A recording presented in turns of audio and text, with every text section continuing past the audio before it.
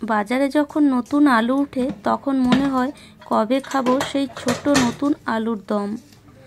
তো সেই সুযোগটা আজ চলে এসেছে। তোমাদের দাদাভাই কালই বাজার থেকে নতুন আলু এনেছে।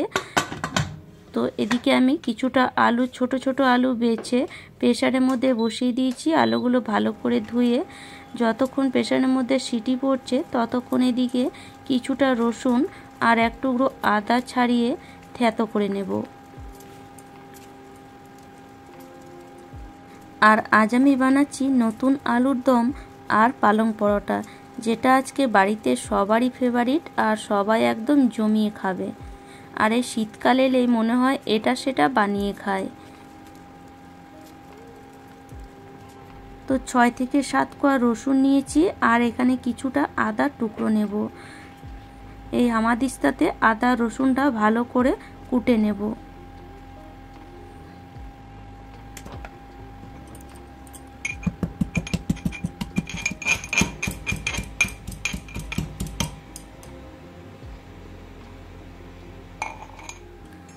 তো রসুন আদাটা কুটা হয়ে গেলে এবার এখানে আমি পালং শাকটা আগের দিনেই ভালো করে বেছে তারপরে ধুয়ে রেখেছিলাম।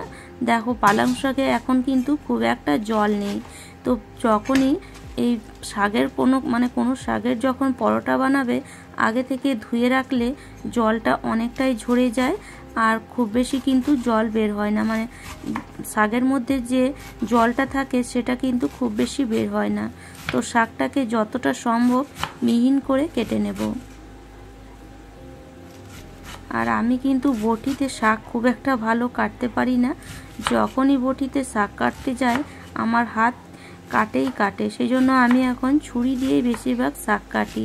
তো ছুরি দিয়ে মোটামুটি শাক আমি এখন কেটে ফেলি। দেখতেই পাচ্ছ খুব ভালো কিন্তু শাক আমি কাটতে পারি না মিহিন করে। তো যতটা পারি কাজ চলে যায় আর কি। তো এদিকে শাকটা কাটা হয়ে গেছে আর সিটিও পড়ে গেল একটা। গ্যাসটাকে অফ করে দিয়ে প্রেসারটা নামিয়ে সিটি বের হওয়া পর্যন্ত ঠান্ডা করব। ততক্ষণ আটাটা মেখে নিই। তো এখানে পরিমাণ মতো আটা নিতে হবে, যতজন ধরো বাড়িতে সদস্য। তারপরে দিয়ে দিচ্ছি 4 থেকে 5 চামচ এখানে আমি বেসন, তার সাথে দিয়েছি পরিমাণ মতো লবণ আর সামান্য একটু হলুদ গুঁড়ো, সামান্য একটু জিরে, গোটা জিরে আর সামান্য একটু গোটা জোয়ান। এইভাবে হাতে জোয়ানটাকে দলে দিলে ভালো হয়। আর তার সাথে কিছুটা কাঁচা লঙ্কা যেগুলো পেকে গেছে একদম কুচি করে দিয়েছি। আর এই যে আদা রসুনের পেস্টটা এর মধ্যে দিয়ে দিলাম। এবার সব জিনিসগুলোকে ভালো করে প্রথমে মিশিয়ে নিতে হবে।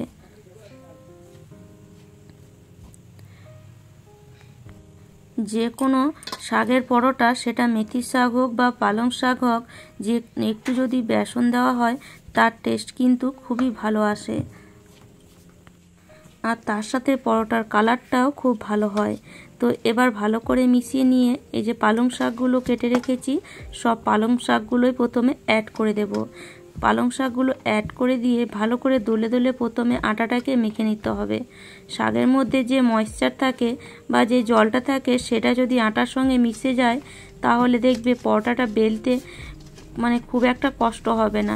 এই শাকের পরোটা যখনই আমরা বানাই, বিশেষ করে পালং শাকের খুব জল কাটে। যখন পরোটাটা মাখাই সঙ্গে সঙ্গে তো ভালো থাকে, কিন্তু কিছুক্ষণ পর দেখবে আটাটা একদম নরম হয়ে যায়। তো সেই জন্য প্রথমে যদি শাকটাকে ভালো করে মিশিয়ে নাও আটার সাথে, তাহলে কিন্তু জলটা খুব একটা কাটবে না। আর আটাটাকে একদম শক্ত করে মাখতে হবে, একদমই কিন্তু নরম করা যাবে না। যতটা সম্ভব ততটা কিন্তু আটাটাকে শক্ত করে মাখতে হবে। কিছুক্ষণ পর দেখবে আটাটা যতটা শক্ত মেখেছিলে অটোমেটিকই কিছুক্ষণ পর নরম হয়ে যাবে। তো দেখো আমি যতটা সম্ভব শক্ত করে মেখেছি। এবার সামান্য একটু হাতের তেল নিয়ে এইভাবে আটার মধ্যে ওপর থেকে লাগিয়ে দেব। এতে ওপরের অংশটা আটার ওপরের লেয়ারটা শুকে যায় না। ভালো করে মিশিয়ে নিয়ে আটাটাকে মোটামুটি 15 থেকে 20 মিনিটের মতন রেস্টে রাখতে হবে।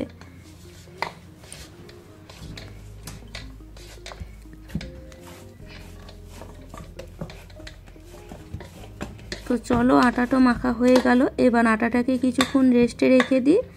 ততক্ষণ আমাদের প্রেসারের যে আলুটা বসিয়েছিলাম সেটাও কিন্তু ঠান্ডা হয়ে গেছে, মানে প্রেসারের সিটিটা বেরিয়ে গেছে। দেখো আলুটা কিন্তু খুব ভালো সেদ্ধ হয়ে গেছে। তো আলুর আমি খোসাটা বার করিনি। আমার এই যে নতুন আলুর খোসাটা খেতে খুবই কিন্তু ভালো লাগে। যদি তোমাদের পছন্দ না হয় তোমরা খোসাটা বের করে দিতে পারো। তো সামান্য আমি সাদা তেল আর সর্ষে তেলে আলুর দমটা বানাবো আজকে। তো তেল দিয়ে আলুটা দিয়ে দিয়েছি ভাজার জন্য, গ্যাসের ফ্লেমটা মিডিয়ামে রেখেছি। ততক্ষণ এদিকে একটা বড় সাইজের পেঁয়াজ কেটে নিচ্ছি।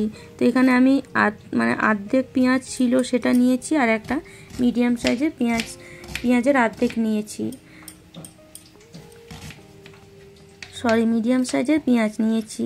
তো এবার এই পেঁয়াজগুলো দিয়ে হালকা করে পেস্ট করে নেব। একদম পেস্ট করার দরকার নেই, একটু হালকা করে পেস্ট করে নিলে আলুর দমটার যে কারিটা সেটা খুব ভালো হয়, মানে দেখবে দমটা ঘন হয়। আর নতুন আলুর দমটা একটু ঘন না হলে কিন্তু ভালো হয় না। নতুন আলুটা কিন্তু চট করে গলতে চায় না, সেজন্য পেস্ট করে দিলে কি হয়, দমটার যে কারিটা সেটা ঘন হবে। এবার এখানে একটা মিক্সি জারের মধ্যে আমি একটা টমেটোর, কিছুটা আদা, রসুন, কাঁচা লঙ্কা আর সামান্য একটু পোস্ত দিয়ে দিলাম। মিহিন করে একদম বেটে নেব। আলুর দমে যদি কখনো পোস্ত দিয়ে না খেয়েছো একবার অবশ্যই খেয়ে দেখবে, দমটা এতই টেস্টি লাগে যে একবার খেলে কিন্তু মন ভরবে না। তো দেখো পেস্টটা তৈরি হয়ে গেছে। এবার আমি নিয়ে নিয়েছি কিছুটা পরিমাণ দই, মোটামুটি 2 থেকে 3 চামচ। তার মধ্যে ধনে গুঁড়ো, জিরে গুঁড়ো, হলুদ গুঁড়ো, কাশ্মীরি লঙ্কা গুঁড়ো আর পরিমাণ মতো লবণ দিলাম। মশলাগুলো তোমরা কম বেশি করতে পারো। এবার ভালো করে মিশিয়ে নিয়ে সাইডে রেখে দিলাম। আর এদিকে যে আলু ভাজতে দিয়েছিলাম মাঝে মাঝে আমি নেড়ে দিয়েছি। দেখো আলুগুলো ভাজা হয়ে গেছে। আলুগুলো ভাজা হয়ে গেলে আলাদা একটা জায়গার মধ্যে আলুগুলোকে বের করে নেব। নতুন আলুর দমটা খেতে খুবই ভালো লাগে, সেজন্য আমি যখনই নতুন আলু আসে বেশিরভাগই কিন্তু সময় আমি আলুর দম বানাই এই শীতকালে।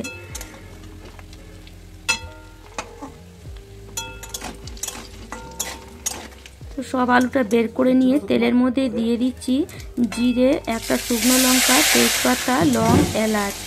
এবার যে পেঁয়াজটা পেস্ট করে রেখেছিলাম সেটা দিয়ে দিলাম। পেঁয়াজটা কিছুক্ষণ নেড়ে চেড়ে নেব।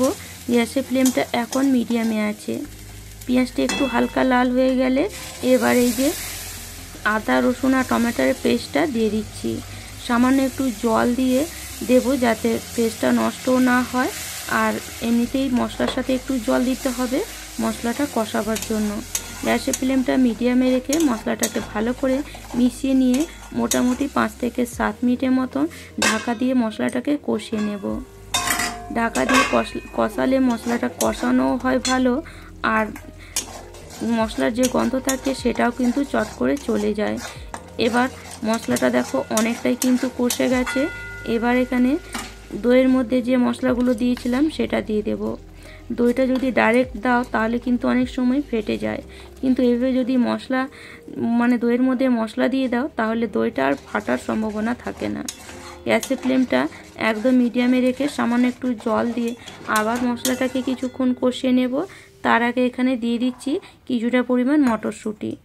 নতুন আলু এলে আবার মটরশুঁটি না আসে সেটা কি কখনো হয়? নতুন আলু এলেই মটরশুঁটি তো বাড়িতে আসবেই, কেননা নতুন আলুর সাথে মটরশুঁটি না দিলে সেটা আর ভালো লাগে না। তো মটরশুঁটি দিয়ে ভালো করে মশলাটাকে কষিয়ে নিয়েছি মোটামুটি 6 থেকে 7 মিনিট।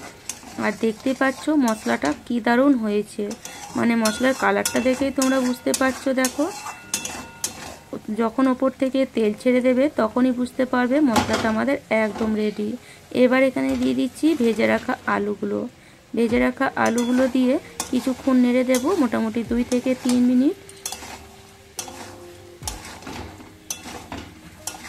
তো কিছুক্ষণ নেড়ে চেড়ে এবার এখানে জল দিয়ে দেব।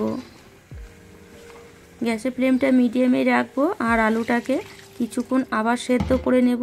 নতুন আলু আসলে সেদ্ধ করতে একটু টাইম লাগে, যতই সেদ্ধ করো ঠান্ডা হলেই আলু শক্ত হয়ে যায়।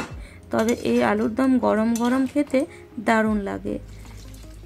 তো জলটা এখানে খুব বেশি দেব না, যেহেতু গ্রেভিটা একটু মাখা মাখা হবে সেজন্য জলটা আমি দেখো এতটা দিয়েছি। এবার ঢাকা দিয়ে দেব মোটামুটি 15 থেকে 20 মিনিট। ততক্ষণ এদিকে পরোটাগুলো বানিয়ে নেব। দেখো আমি প্রথমে আটা মেখে রেখেছিলাম, দেখলে কতটা শক্ত, এখন দেখো কতটা নরম হয়ে গেছে। সেই জন্যই বলি প্রথমে একটু শক্ত করে মাখবে, তাহলে রুটি মানে পরোটাগুলো করতে তোমাদের কোনো অসুবিধা হবে না। শুকনো আটা দিয়ে এইভাবে লেচি তৈরি করে নেব।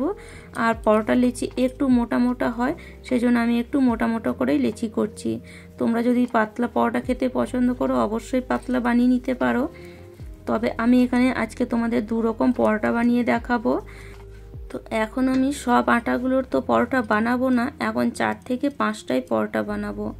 আর আটাটাকে আমি রেখে দেব, আমি পরে আবার পরোটা বানাবো, কেননা এখন দুপুরবেলা আমি এই ভিডিওটা বানাচ্ছি, আর এই দুপুরবেলায় খাবে খালি আমার ছেলে, আর এখন কেউ খাবে না, আর বাকি আমরা রাতে এই পরোটাগুলো খাবো।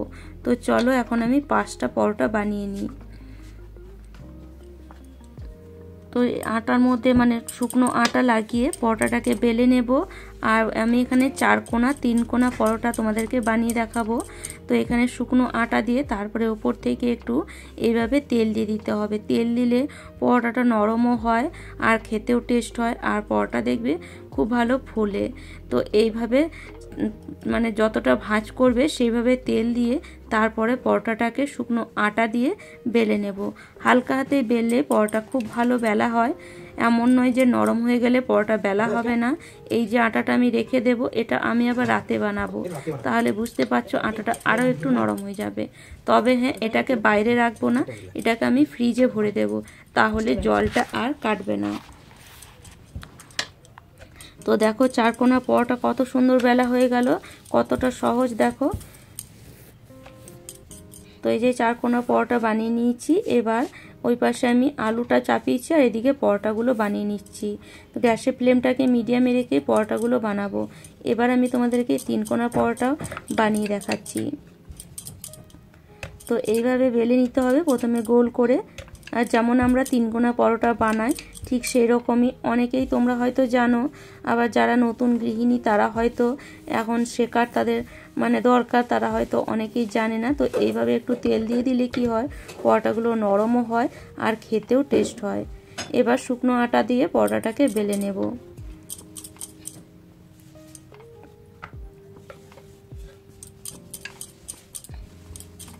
একটু হালকা হাতে বেলে নেবে, তাহলে পরোটাগুলো খুব ভালো বেলা হবে। দেখো কত সুন্দর হয়ে গেল। তো এইভাবে সব পরোটাগুলো বেলে নেব, একদিকে সেঁকবো আর একদিকে বেলে নেব। তো পরোটা এক সাইডটা যখন একটু হালকা লাল হয়ে যাবে, অপর পিসটা উল্টে দিয়ে অপর পিসটা একটু লাল হয়ে গেলে যেমন আমরা পরোটা সেঁকি ঠিক সেইভাবে সেঁকে নেব। আর আমি তোমার যে কোনো শাকের পরোটাতে খুব বেশি তেল ব্যবহার করি না, একটু হালকা তেল দিলে দেখবে যেন মনে হয় অনেক তেল দেওয়া আছে। দেখো কত সুন্দর কালার আসছে। তো একটু যদি আমরা এখানে বেসন ব্যবহার করি তাহলে কিন্তু কালারও খুব ভালো আসে। দেখতেই পাচ্ছ দেখো কত সুন্দর লাগছে পরোটাটা। তো এইভাবে আমি সব পরোটাগুলো বানিয়ে নেব। আর আমার রেসিপি যদি তোমাদের এতটুকুও ভালো লেগে থাকে তাহলে অবশ্যই লাইক করো, শেয়ার করো।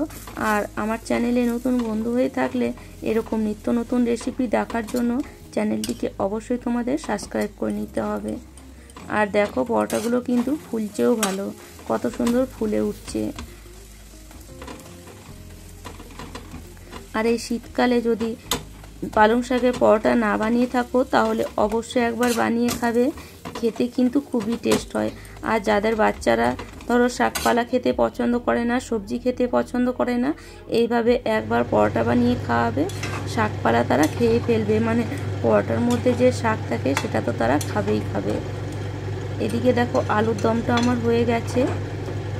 এই যে গ্রেভিটা দেখো একটু এখন মনে হচ্ছে যেন পাতলা পাতলা। তো এর জন্য কি করব, 2-4টে আলু এইভাবে খুন্তি দিয়ে ম্যাশ করে দেব, এতে আলুর মানে গ্রেভিটা একটু ঘন হয়ে যাবে। তো তোমাদের যদি এরকম পাতলা পছন্দ তাহলে আলু আর ম্যাশ করা দরকার নেই। আর যদি একটু মাখা মাখা ঘন করতে চাও তাহলে এইভাবে একটু ম্যাশ করে দেবে, তাহলে দেখবে আলুর দমটা একদম মাখা মাখা হবে আর খেতেও ভালো লাগবে আর দেখতেও ভালো লাগবে। তো এবার এখানে দিয়ে দেব সামান্য ওপর থেকে একটু চিনি আর একটু ধনেপাতা। বাস, আলুর দম আমাদের একদম রেডি। তো আশা করি আজকের রেসিপিটি তোমাদের ভালো লেগেছে। আর আমার রেসিপি যদি তোমাদের এতটুকুও ভালো লাগে তাহলে অবশ্যই লাইক করো, শেয়ার করো আর আমাকে কমেন্ট করে অবশ্যই জানিও। আর যারা আমার চ্যানেলে নতুন বন্ধু হয়েছো তারা প্লিজ চ্যানেলটিকে সাবস্ক্রাইব করে নিও এরকম নিত্য নতুন রেসিপি পাওয়ার জন্য।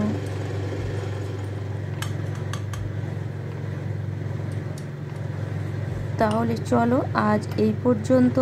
ভালো থেকো, সুস্থ থেকো। আর এই শীতকালে অবশ্যই একবার আলুর দম আর এই পালং শাকের পরোটা বানিয়ে খেও। তো চলো, টাটা, বাই বাই।